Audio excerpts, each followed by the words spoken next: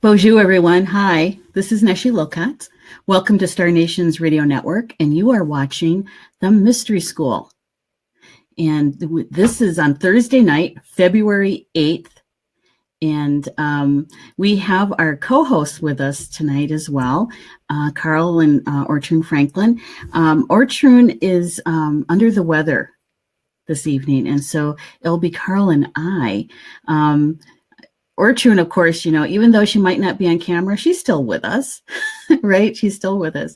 And so I'm going to bring Carl on, and we're going to do a little introduction of the topic, and also to do a couple of things, how we usually ask you guys to do a few things for us, right? Hi, Carl. Hi. I'm sorry. Hi, Neshi. Hi, Carl. I'm just going to ask our friends who are coming in to watch us, to do a couple of things for us.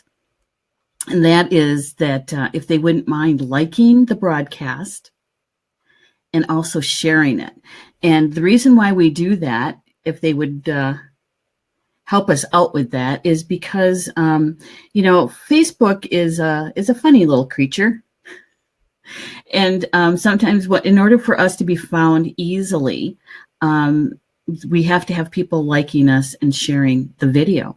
And that way people who were going to watch the show and they get busy and they kind of forget, gives them a nice little gentle nudge, is like, oh, the show is starting. And then it also does something else. People who may never have seen the show before might see the notification and the sharing, and so they'll join us. So, and I'm going to do the same thing. I have my phone out. It doesn't take very long. And I just got to find us. And I'm going to like it, and I'm going to share it. And I'm going to share it to our community here at Star Nations at the closed group for this for the radio and the magazine, because that's where just about everybody is when they go check things out for us. And so I'm just going to say, Carl and I are live streaming right now. Just so that they know that we're ready to go. See, and it doesn't take long. And if I misspelled anything, you guys, sorry about that. But you know how hard it is to type on that little keyboard. So that doesn't take long. So here we are, Carl, Thursday night. What's it like down there in Florida? Well, it's been running. I've got feedback here. You do? Yes. Yeah, I don't hear it on this end at all. It's been running in the upper 70s, and now this week or the rest of the week's going to be in the low 80s. Oh, so my. It's wonderful. But up until it's been cool. The highs have been in the 60s. Well, here in Wisconsin, and there's some people who confuse us and put us in Canada, but we're not. we're a little bit further south than that. Our high today was 20. I think it was 20 or 21. When I got up this morning, our high was 4 degrees above zero this time. Yeah. Yeah. And it's supposed to snow later tonight, so it'll get a little bit warmer. I just want to let you know that we have somebody in the chat room who is saying hello. Now. Hi, Anna. Yeah. Anna, I was going to try to pronounce your first name, but I'm glad Carl knows you because he called you Anna. It's a pretty name. And welcome to the show. Tonight's show is all about spiritual wellness. And before the show, Carl and I were chatting a little bit, and I was saying that maybe there's some people who are just the first time that they're going to be watching our show. And there's other people who maybe are just waking up and realizing that, spiritually waking up, that they are not just living a physical life, but they're also living a spiritual life. And that, you know how that is, because we've all been there. We've all been there in those early stages, those early days. And so this show might be helpful to start with a very easy question, maybe a question that's on other people's minds. And that is, what is spiritual wellness? What is it? And once we know what it is, then how do you know you have it? What do you think about that, Carl? Well, my spirit family just talked to me, and I'll share with you what they said. Okay. They said spiritual wellness begins where religion ends. Okay, religion is a belief in a supreme being that is out there someplace. Mm-hmm. And spirituality is making the transition to the divine essence being more within us. Okay. And I wanted to start at the very, very end of this. And the height to me of spirituality is feeling and knowing that and being at one with that divine essence that exists within all of us. And we refer to it as our soul. And the soul is present in all world religions. And in my experience, I'm a seminary graduate, we mentioned the soul, but nobody ever defined it. And I want to define it for you, and you can do with this definition what you like. But I believe the soul is a microcosm of the creator of our universe. Mm-hmm. And so we have this microcosm of the creator within us. And because we're in physical form and we're living in a third, fourth, and now a fifth dimensional planet, that allows the creator to experience this level of its creation. And as we tune into it and become one with it, to, I'm going to say, modify or improve this level of the creation through us. Uh-huh. So the ultimate goal of spirituality is to become one with the indwelling presence of the Creator. How does that resonate with you? You know, it makes a whole lot of sense to me. And I'll tell you why, is because in the background, my culture that I grew up in, my mother really did also have the faith in the Lutheran Church as well, right? But we also had, underneath that, we also had the culture, the Native American culture, and the belief of a creator, and that the creator created everything, and everything, it has a living essence to it. And that our soul is a aspect of the creator. And so that we're here to experience something for the creator. That's what I grew up with. So what you're saying makes perfect sense to me. What I never understood or didn't know about until probably about 10 or 15 years ago is that the dimensional differences, the third, fourth, fifth dimensions. And so exploring that and understanding that through my soul makes it so much easier than trying to send it through my mental brain. Yeah. You know, the physical form. I believe in order to experience the creator within us, it's really important that we connect our mind and our heart and work out of what I call our heart mind. Because it has to be a feeling as well as a thought. Mm-hmm. And Janice is just saying. Yeah, here, I'll put it back up. Janice is saying it's exquisite when you feel it. That's right. That's what makes it real. Mm-hmm. Yeah, you're right, Janice. Thank you. Yeah. Yeah, and it is that's part of the key, don't you think, Carl, is the feeling it through your heart, recognizing it, and maybe even remembering it, rather than trying to process it through your mental mind first. You know, it kind of goes against our training here on Earth. You know, our formal education. It does. It does. And I think that's a part of what limits us is the whole educational system is designed to help us develop our mind. And there is virtually nothing in our formal educational system that helps us develop our heart. Right. That's so true. Well, thoughts have power, but the power pales in comparison to what a thought coupled with emotion has. And I think all of creation has been created out of a thought linked with desire. Yeah. And that's not only true for us, I think it's probably true for the Creator too. I betcha it is. I betcha it is, because if we're created in the image of the Creator, right?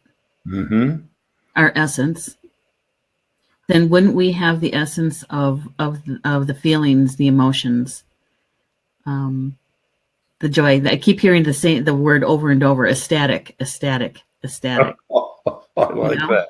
I like that. Because it is the emotions that give fuel to the thoughts to bring them into the physical. Yes. Yes. Yes. And when you combine thought and emotion, you not only have, well, a tremendous amount of energy. And in fact, we as humans who are, as you said, created in the image and likeness of God, we have more of the divine essence within us than any of the other more than 1 million creatures on the earth. Wow. Say that again. That's a large number. Well, yeah, and that's an understatement. The anthropologists estimate that there are somewhere at this point between 1 and 2 million different life forms on the planet. And of all of them, we have more of the divine essence, or the life energy, if you will. And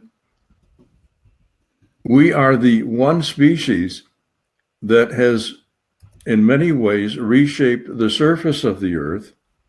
We are the only species that can dramatically change the atmosphere and the water of the.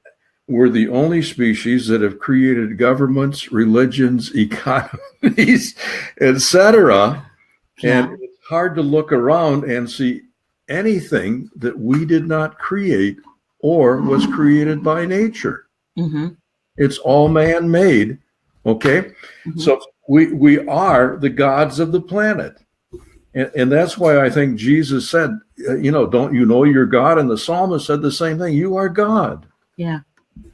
But we're gods. I'm going to say we tend to be gods of the earth. We're like as a species, we're more like a planetary god. Yeah, with a small g. Yeah. Well, yes. Yeah. Right. I don't even like the word God. I would much prefer the word creator, not for us, but for the one we normally call God. Yeah, absolutely. Because in the Ho-Chunk language, God is called Ma'una, and in translation to English, it means the creator of all things. Okay. Earthmaker, creator of all things. Okay. Though Ortrun can't talk, she can still write me notes, which I'm appreciative of. Okay. And she wants me to clarify, what's the difference between the brain and the mind? Oh, good one, Ortrun. Okay. To me, the brain, that's a physical organ in our head. And I equate that with the laptop computer that I'm on right now. That laptop computer, gosh, that has a tremendous amount of information.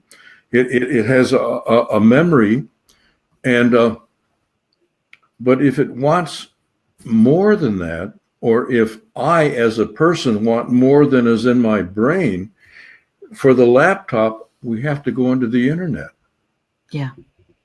And the internet is equal to our subconscious mind. The computer is our conscious mind, that we have in our memory, our ability to think, and so on. So with the conscious mind, and you connect with the subconscious, that connects us with our mind, and on the computer, it connects us with the cloud. Yes. And the cloud has basically all of the information stored on all of the computers around the world. And the mind, the cloud, has all of the information, not only of humanity, but it has of I'm going to say, of all of the aspects of God that are somewhere, anywhere in the second, third, fourth, fifth, and even at times we can touch into the sixth dimension, which is beyond physical. Right. And that's the mind that's available to us. And that brings, to me, that brings up a key point. If you want to communicate with the divine essence within you, you're not going to do it through prayer. Prayer is a monologue. You're going to have to go into a meditative state where you're working out of conscious and subconscious aspects of your mind together, and then it becomes a dialogue. And as you develop your sensitivity, you can feel the presence of not only the divine essence within you, but the spirit beings around you. Right, right. And that's the epitome of spirituality for me. Me too. Me too. Because, when you say prayer, when I say prayer, it's usually to express something, a desire of some sort. You're asking for something. You're asking for something, right? And usually for me, it's usually for someone else. Yes. Somebody needs some help with something. Yes. When I go into meditation, it really is to listen, to be the listener of the conversation and not necessarily the talker of the conversation. I might ask some questions. I might say, do I understand this correctly? And state back to what I just was told or shown. But really it is listening to spirit. Can I throw out another thought for you here? Sure. Go ahead. I do also listen, and when you listen and you're talked to, it's called channeling. Okay, you're getting information, and a lot of it is coming from higher than a human level. Yes. But also, what I've learned is that your spirit family, that is the angels, the heavenly guides, and your teachers, and even higher aspects of yourself, they're restricted in terms of what they can do for you by the law of non-interference. Right. So in meditation, when I'm feeling closest and the channels of communication are most open, I also ask. Yes. And listen. Yep. And for that to be effective, then the asking part, you need to be open to receive. And I find that for the spirit beings, it's very, very difficult for them to communicate with us through our conscious mind. So we need to be in the meditative state in order to receive the answer. Yeah. The meditation that I've been doing for a really, really long time is actually coming through the heart, is getting literally moving from your mental mind, doing what we call soul traveling, going from the mental mind down through my body, down into my physical heart, where I can connect with that sacred place in our heart to have my meditation. And it's different than shamanic travel, because in a shamanic travel, we're going to the different worlds, lower, middle, and upper. This is different. This is traveling to your spiritual essence, directly to the connection that we have to the Creator. And would you consider that where you're really going is you're going home? Yes. Yeah. Yes. Yep. And it feels completely different than any kind of other meditation that I do. Yes. Yeah. Yes. Yeah. Mm-hmm. I would like to know, if those listening, if any of you, how you're reacting to this, and if you have had any experiences like Neshi's talking about. Well, yeah, let's say hi to Anna, of course, and then Janice is with us too, Janice Francisco, and Sonia is with us, and Elena is with us. Yeah. Hi, Elena. Thank you for being with us, and Robin is with us. Hi, Robin. We also have Bill Elliott. Welcome, Bill. It's good to see you in the chat room. Thanks for being with us. You're saying spot on. Thanks. I appreciate that. And so Carl's asking you guys the question. If you have that place that you go to in meditation where it's different than any other kind of meditation because you are connecting to your essence, connecting to the Creator in that place, does it feel different for you? Yeah. So let us know, type it in the chat room and let us know, because that's a really good question, Carl. Yeah. Okay. So Judy's saying yes, she does. Judy. Hi, Judy. It's good. Thank you for being with us tonight. Tell us a little bit about that. What's that feeling for you when you make that connection? Hi, Pam. Pam East is with us too. Thank you. There is a thing about this.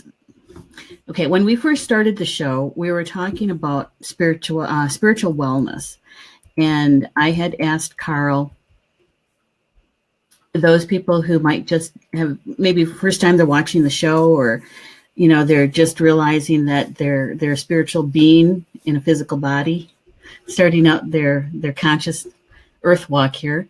I asked Carl a question about what is spiritual wellness. What is that?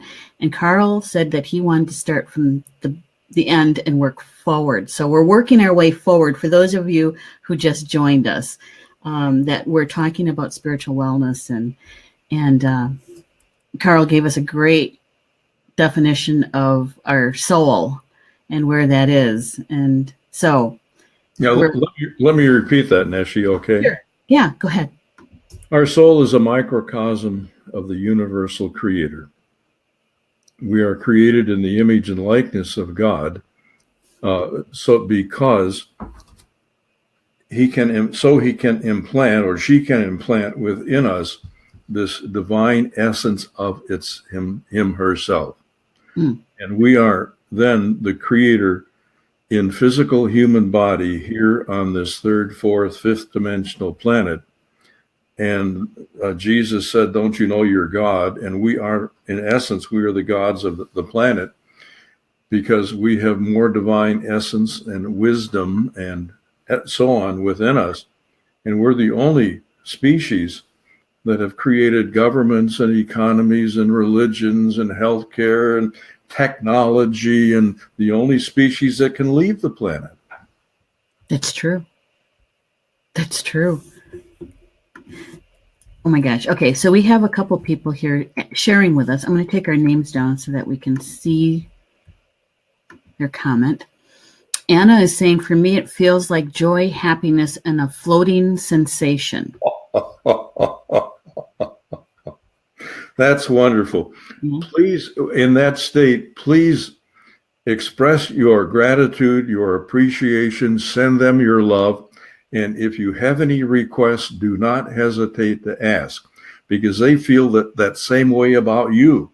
And if they can help and you don't ask, that hurts them. Yeah. All right. Yeah. When they're, I don't want to say they're assigned to us, because that makes it sound like there's this hierarchy. They're our family. They love us. They want us to do well.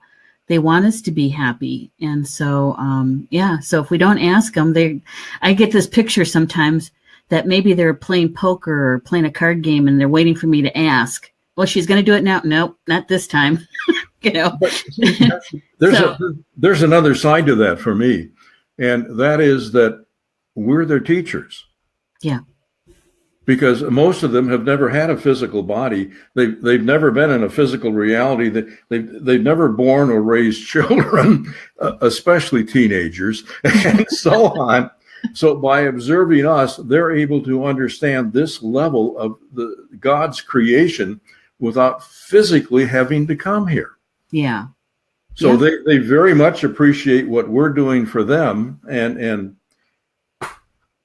if they can help us, literally, can you imagine being a parent and your child is going through something, but you have to wait until they ask to help, and the pain you're going through while you're waiting and watching.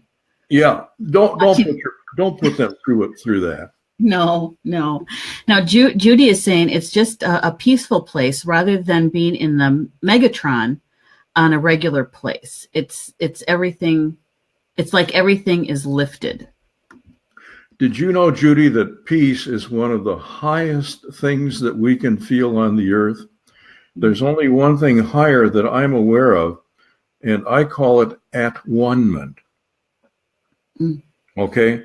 If you've read David Hawkins' Power versus Force, yes, I think peace rates right around, 700? It rates higher than joy, and joy rates higher than love. Yeah, love is 500, joy is 6. I think you're right. I think peace is 7 or 8 on the map of consciousness. Yeah. But when you get into at-one-ment, that's even higher. Yeah. And that's feeling not only at one within yourself and within the world in which you live, but at one with the divine essence and the entire spirit realm. Mm-hmm. And when you consider that our universe has 11 different dimensions or levels or densities, and if you can feel at one with all of creation, wow. Yeah. There's nothing like it. All right. Nope. Now, Jeanette's saying something here that I think we need to address. She says, trying to stay grounded when it's easier to stay up in the light. Yes, Jeanette, you're right. But we need to be both grounded and we have to have our feet on the earth and our head in the heavens. And what I really strive for is I want to live in two worlds at the same time. Mm-hmm. I want to live with my spirit family, with my divine essence, but I want them to use this body so that they can express themselves through it. Right. Because we are the connection between heaven and earth. Exactly. Yes. Yeah. So I want to thank Jeanette for actually stating that in the chat room. Thank you for doing that and she also says, speaking truths tonight. And yes, that is your truth. And to share that means that someone else was thinking that, or someone else needed that piece of information. So thank you. And Elena, she says, during meditation, I feel connection to my spirit family, and I feel how they are working on me and filling me, I think she means, with divine radiant light. And it feels like home. And, she's a good friend of ours, and you can really sense that in her presence. Aww. Joy and the love that radiate forth from her, and all from her children, too. Yeah, yep. And we have a good friend of mine in the house, Pam. Pam's from Alaska. And she says, for me, as we travel into the heart, going home, connect to the source, we can return to innocence, not needed to know anything, and we can allow the depth to open around us and simply be. Oh, so wonderful, Pam. You're absolutely right. Yes. Thanks for sharing that. Mm-hmm. And Janice, hi, Janice. Thank you for being here tonight. Janice says, so many of my connections come while I'm reading or even sleeping. Mm-hmm. I hear what I call the angelic choir, the hum, or the sound of the earth's heartbeat will wake me up. You're tuned in, Janice. That's wonderful. We've got a really highly evolved audience here. That is great. Yeah. I mean, just I realize that some people, when they first join Star Nations and they're just starting to watch the shows, all the show hosts, all the contributing writers, we're very intuitive people. Many of the hosts and contributing writers are spiritual teachers. And so when someone like Carl, who is one of our elders here at Star Nations, I love listening to Carl and Ortrun when they share the information, because not only is it validating, but it also has a way of helping us to find words to describe, much like what Janice just described. Finding the words, because sometimes there's no words. We can't think of the words because it's beyond human description, right? Mm-hmm. And so to have someone to be able to put it into the words so that we can understand it, there's validation to it. And so when we say that our audience tonight has a higher content of vibration, we mean it because we can feel it. Is that right, Carl? Yes. Something you might be interested in doing live script readings, and I've been doing it for 20 years, and I've probably done about 3,000 of them. Mm-hmm. And the only ones that come for this are light workers. When I started doing it, the light workers were functioning. One of the questions I ask is, what percentage of your awake time are you spending in the third, fourth, and fifth levels of consciousness? Mm-hmm. In those dimensions. And when I started it, there would be roughly 30% of their time that they were spending in the third dimension. And in the fifth dimension, and if they hit double digits at all, it was really great. Mm-hmm. Whereas now they're spending 32 to 42% of their awake time in the fifth dimension. That's more than tripled. Mm-hmm. And they're down to anywhere from 12, 13% up to maybe 17 to 19% in the third dimension. Mm-hmm. So that's been cut more than in half, or about in half. Wow. And the fourth dimension, which to me is a dimension of transition, has been consistent, 45 to 55%, and which indicates that the light workers are still spending a lot of their time and energy growing and evolving and becoming. Right. Because, this is what I feel, Carl, is that as long as we're here in a physical body, we're still learning, we're still striving for that mastery over our physical life, whether it's the emotions, our thoughts, what makes a physical life, those kinds of things, that we're here to master this earth walk. And so we're learning as much as we can for our soul growth. So as long as we're in the physical body, we're constantly learning all the time. I think as long as we're on the earth, this I cannot imagine a more fantastic school than the one we're in, called Planet Earth. Mm-hmm. And we're certainly here to learn. We're also here to be of service. Yes. And to me, I don't, maybe this is my naivete or my head in the sand, but I don't want to focus on the challenges. I don't have to focus on them. They're going to come to me and I have to deal with them.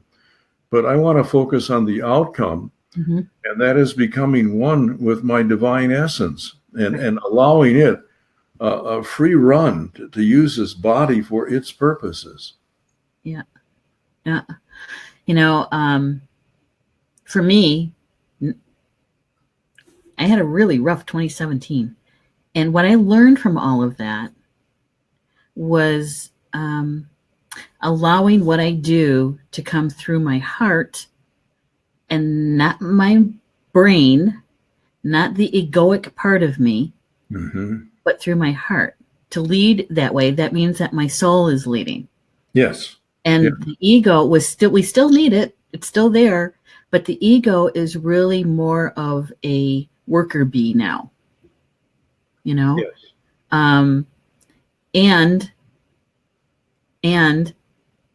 when we're in a physical body, I really think that everything that we experience, everything that we that comes into our awareness is really all about our soul growth. everything, everything.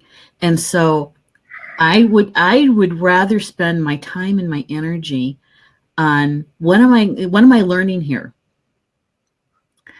I want to see it clearly so I understand what I'm here to learn about this piece. I don't dwell in the blame game. Who did what? Who said what? Who did what to who?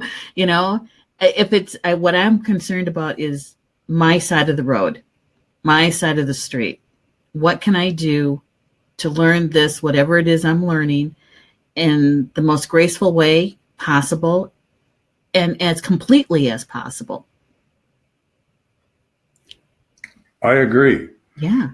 When challenges are here to give us a learning opportunity. Mm-hmm. And what I really sincerely attempt to do is when a challenge comes, my first question is, what are you here to teach me? And I find that once I have the learning, the challenge kind of dissipates. It's like pricking a balloon. And here, Janet, I have to show this, Janet. Or Jeanette, I have to show this. She says, and this is talking, I think she's talking about the fifth dimension and the feeling about it. Let's spread it like butter on our morning toast. I think that's what you're talking about, Jeanette. If I'm wrong about that, please write that in the comments so that we get that correct for everybody. That's a good one. I like that. So would you say then, Carl, that when we are aware, when we have those challenges, that we're asking our spiritual guides, our spiritual team, what's really going on here? I want to see this with clarity. What am I supposed to learn with this? Right? Yeah. Okay. What part of that, or is it the whole thing that is our spiritual wellness?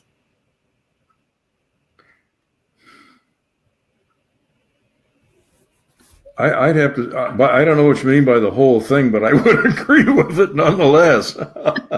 Well, you know, what I'm trying to do is help people understand that spiritual wellness just isn't a definition. It's our life. Yes, and it is a process. A lot of what comes to us was sent to us by our spirit family. Mm-hmm. Because in preparing this lifetime, we said that these are the things we want to learn. This is a service I want to give. And these challenges come to us because we said we wanted to learn it. Okay? Mm-hmm. It can be not necessarily a challenge, but an opportunity so that we can be of service to others. And again, in our life script, that's what we planned for in this lifetime. And one of the main roles of our spirit family, from my perspective, is they're here to keep us on script. Yeah. So they will send us the people, situations, circumstances, event, and so on that we need to do that. Mm-hmm. And sometimes we don't always have to follow that. We can sidestep it. We can ignore it. Mm-hmm. And if we choose to ignore it, it's not going to go away. It'll come back again more intense. Yes. That's to deal with it the first time. Yep. Yes. Yes. You know, to deal with it when it's this big. Yes. Rather than when it's even bigger. Let's say, got to go the right direction here. And not have to deal with the cosmic 2x4. Exactly. Yes. Mm-hmm. Yes. And if we do that, we can make so much more progress in this lifetime. Yep. And I really feel that we are now in the midst of a window of opportunity because of the ascension of the earth. We have the chance to, I think, achieve 10 to 20 lifetimes of growth in this one lifetime. All right. Wow. And Okay. if we came in here as functioning primarily in the third dimension, we have the opportunity to leave here being functioning a majority of our time in the fifth dimension. Mm-hmm. That opportunity has never before existed in the history of humanity. Wow. And we chose to be here at this time. And not only did we choose, but we were we were chosen among the many volunteers. Mm-hmm. Thousands that wanted to be here. Oh, we're probably 1 in 1,000, yes. Mm-hmm. But so the really good news is, as you know, I see about a couple thousand children every Christmas time. They all sit in my lap and we look into each other's eyes. And anyway, I really get a sense of their energy, okay? Mm-hmm. And now over 60% are coming in with this advanced DNA with crystal and indigo energies. Yeah. And 14 years ago when I started this, it was only 12 to 15%. Oh my gosh. So the growth here is phenomenal in terms of the human race evolving and the earth now.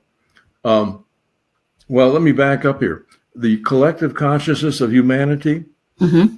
in the last Christmas, New Year's season, it crossed the line from the high third dimension into the low level of the fourth dimension.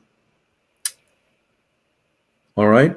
Okay, So, and the fourth dimension is a transition place. That's right. So now the collective consciousness of humanity is in the process of transitioning. Mm-hmm. And if the light workers are any indication, 50% of their time they're going to be. So the rate of growth is being greatly accelerated. Right. And these children coming in with this phenomenal IQs and the crystal kids with their hearts wide open. Mm-hmm. Mm-hmm. Fantastic time to be here. Yeah, it is. It is. I was just going to say I wanted to say hello to Christine. Christine's in the house. Nice for you to join us. She's a good friend of mine from Iowa. So we have all of these people, humans, souls in physical form, the children who are vibrating at a much higher rate than ever before. You have a lot of people who, no matter what religion they belong to, really, that is, if they're in their heart, they're vibrating higher than their ancestors were. Mm-hmm. All right. So when we're talking about attaining spiritual wellness, when we look at that,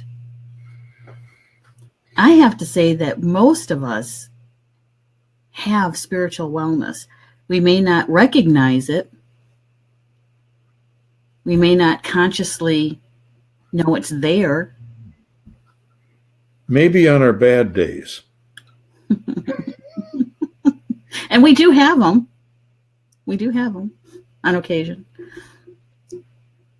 On our occasion.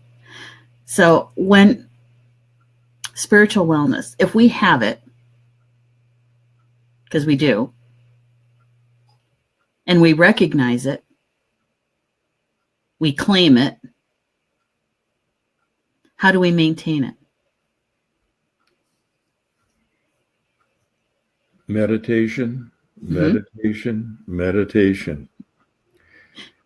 If you want to communicate with your higher selves, if you want your higher selves, your soul to communicate with you, that busy conscious mind is really poor at listening. Mm-hmm. The subconscious mind is very good at listening, and the subconscious mind has a much wider variety of languages that it can be communicated with. Did you know that the primary language of your subconscious mind is visualization? Imagery, yes. The secondary language is emotion. Mm-hmm. And the third language is our words. Right. Whereas the conscious mind, I mean, hey, if it's not words and you can throw in some emotion, yeah, visualization, except for those that are artists, are pretty much out the window. Mm-hmm. So, and the subconscious is so quiet. It functions at lower frequencies and closer to the frequencies of our spirit beings and our soul. Mm-hmm. So there's a natural connection there. Mm-hmm. Yeah. And so when we take the opportunity, make the opportunity to go into meditation, even if it's just for a few minutes, we're quiet. And so how many people in our audience actually, when you have your eyes closed or maybe even open, that you see images, color, that's part of the language that Carl is talking about, is that your spiritual team, your spiritual helpers, they're communicating with you with the imagery. And many of us are we're waiting. We want to hear it, right? We want the words. and they're actually already communicating to us through the imagery. The imagery and the emotion are the most powerful ways they communicate. Mm-hmm. Yeah. Rob is asking a question here. He's asking, hi, Rob. Thanks for being with us. What frequency, alpha or theta? Alpha. Okay, let me go into this. We're in the beta state now. Brain waves are at about 22 per second. To fall asleep, we're at 7 brain waves per second. That's when the conscious mind clicks off. But to get to the state of sleep, we have to go through the alpha state. When our brain waves hit 13 per second, the subconscious begins to surface. Mm-hmm. And the conscious mind isn't off until we hit 7. So between 8 and 13, we're working out of conscious and subconscious together, which is also called a state of ingeniousness, because we have the potential of working out of up to 100% of our mind instead of only the 10 or 15% that's the conscious mind. Right.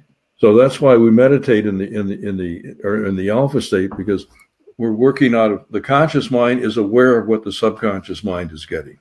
Mm-hmm. Yeah. It's about balance. Yes. Yeah.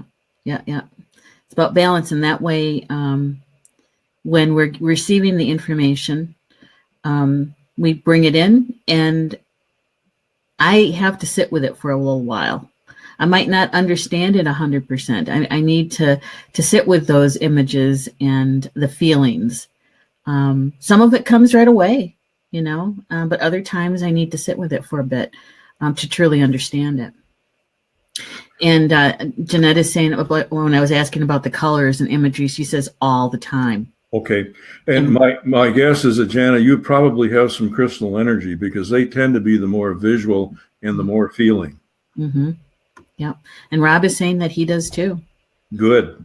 Yep. Same with you, Rob, then. Yeah. And Janice is saying, if I open my eyes in the dark, I see colors. A purple light has guided me through many stormy night while traveling in a blinding rain or snow. Yeah. That's for sure. Yes. Like beings. Yes.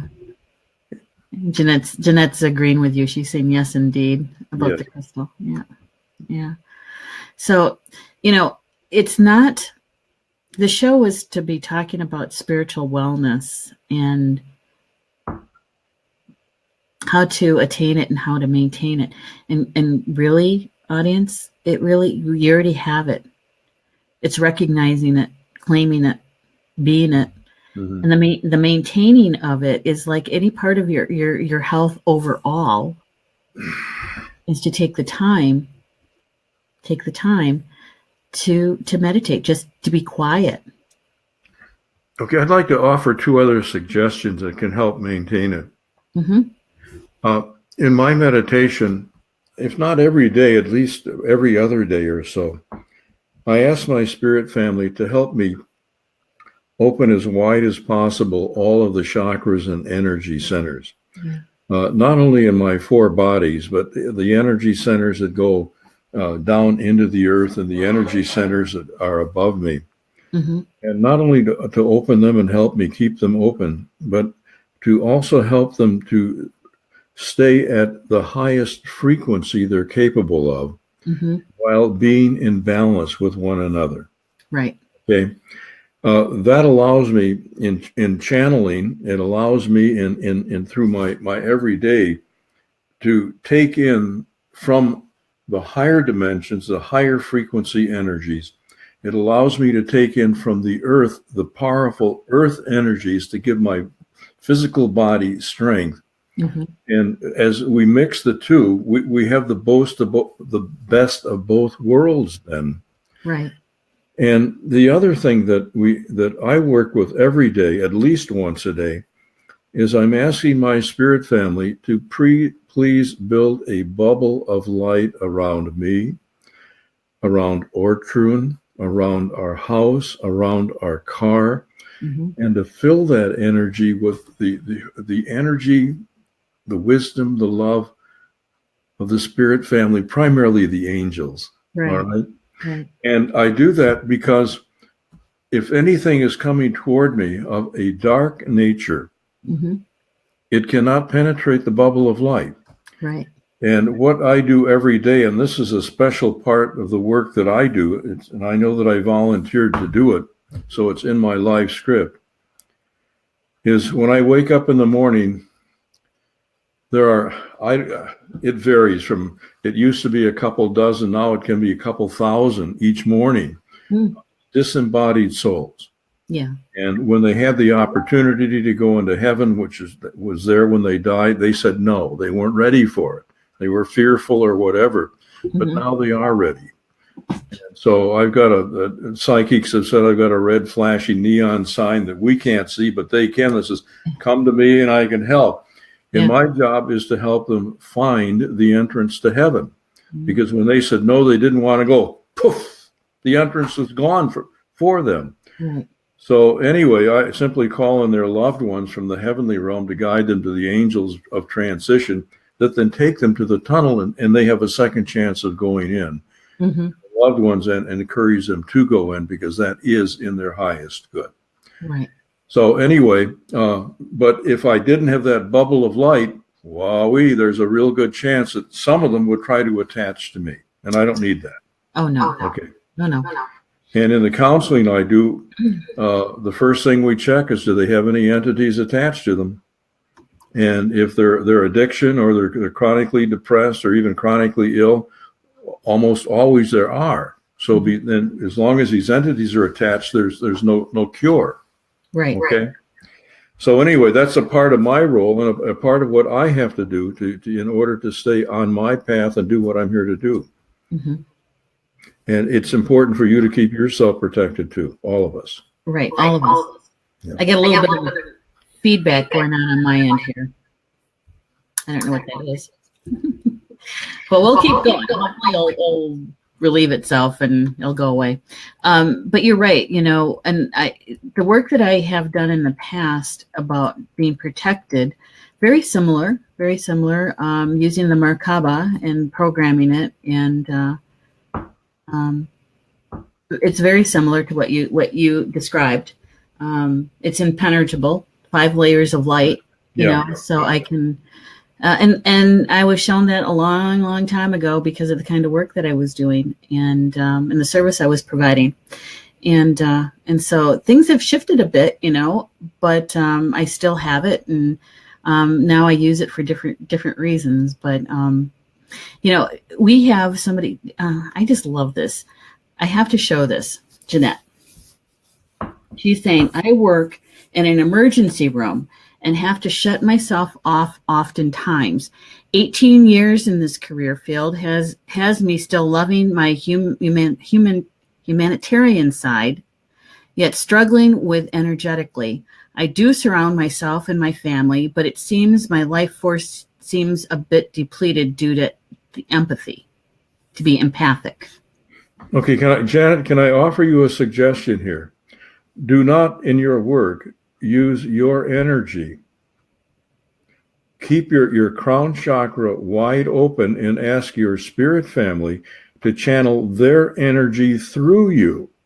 So what you're doing is you're then sending them your spirit family's energy, mm-hmm. which will likely be at the high end of your energy spectrum. So it can be more helpful. And as it's going through you, instead of you being depleted, it helps to energize you too. Mm-hmm. Yeah. See, in my world, that language would be, you'd be using the creator's energy and not your personal energy. Yes. Yeah. When you use your personal energy is when you feel depleted, when you feel, you almost feel hungover. You feel out of sorts. Go home and take a salt bath, smudge down, drink a lot of clean water to get yourself back on track. But do what Carl suggested. Your spiritual family is there for you to ask for their help, and let us know how that goes, Jeanette. Let us know. And Jeanette, when you do that, you're actually doing your spirit family a favor, because they are looking for opportunities to ground their energy into the human collective consciousness, or the consciousness of individuals, and also to ground their energy into the earth. So it's a win-win. You win, your patients win, and your spirit family wins. Yeah. So she's saying, so thankful I was drawn here tonight. Namaste. You're welcome. And she's saying that it resonates with her. So yes. That's good. That's good. Thank you for sharing with that. And then Rob, thank you so much. Rob, where'd you go? Here. Rob, that echo that I was getting, that feedback, he's saying is caused from my voice from the speaker getting picked up by the mic. So thanks for letting me know that. It's something simple. And Janice is asking, could that be used in any service industry? Yes. Yeah, it can be. It can be used daily, just in everyday life. Mm-hmm. Yeah. And we should be doing that morning and night. And in fact, if you're doing healing work, please do not use your energy, whether it's a hands-on or whether it's distant healing energy. Please tune into your spirit family and open wide your chakras so that it's their energy that can flow through you. It's going to probably be of a higher quality energy than you yourself can send out of your physical body. So it's going to be more effective, and it's going to, as I say, energize you and be more helpful to the person you're sending it to. Right. Absolutely. That's good stuff. Gee, I hope we covered everything we were supposed to cover tonight. Because we're at the top of the hour. Can you believe that? Went by fast. It always does. It always does. So, Carl, if somebody wants to have a life script with you, how do they find you? Our website is one word, OurSpiritualAscension.com. And that's our web page, and you can sign up for it right there. Or our phone number is there too. And if you have paper and pencil, I'll give you that. It's 616-363-6773. And we can do live scripts by telephone or in person. But either way, it's essential that they be recorded at your end. Because there's just too much information to remember. And that's true. It takes about an hour. And our website, I don't know if the webmaster has changed it yet. We haven't changed our price in 20 years. So it still says $75, but this year we're charging $95. Oh, well, that's fair. It really is, because listen, I had my life script done by Carl. I want to say it was like 4 years ago or so, maybe 5. I tell you what, it was so helpful, so really helpful. And Carl puts a lot of work into it. It's not a 15-minute reading. No, it takes just under an hour. Yeah. Yep. It does. So I have your email, not your email, but your website address up on the screen. I also put it into the comment section. Thank you. Yep. And any last words that you'd like to share with our audience before we say goodnight? You are a divine aspect of the creator of our universe. Allow and invite that aspect within you to shine forth. That will benefit. It's a win-win for you, for the earth, for humanity. And it's people doing that are greatly exhilarating the ascension of the earth. Mm-hmm. And it will allow you to go through the ascension process so much more smoothly. Yeah. Yep. Yeah. And my last 2 cents to this is, what a great way to start your day and to end your day is to send your love, the love that you have for Grandmother Earth, for Mother Earth, is to bring images to you about the things that you just love about her and thankful for, that you appreciate, and you love her, and you send your love to her. Yes. Down to her core, and do the same thing for Grandfather Sky. Yes. Everything that you love, all those imageries, the stars, the moon, the sun, all of that, the things that you love about the sky, gather all that love and you send it up to Grandfather. Yes. And you know what? They respond. They will answer you. Yes. And if you do that every morning and every night, you'll feel their love with you all day long, all evening long. And it's what we do to help humanity and to help the earth, really. I want to thank everybody for tuning in. I hope this has been helpful, and I hope you will share what you have learned. Yeah. Thank you. Thank you, Neshi. Yeah, thank you, Carl. And thank you, Ortrun. Hope you feel better. We'll see you next month on the Mystery School. And by the way, it's going to be on a special evening. It's not going to be the second Thursday in March. It will be the last Thursday in March for the Mystery School. So we'll see you next month. Good night, everybody. Thanks for being with us. Good night. God bless.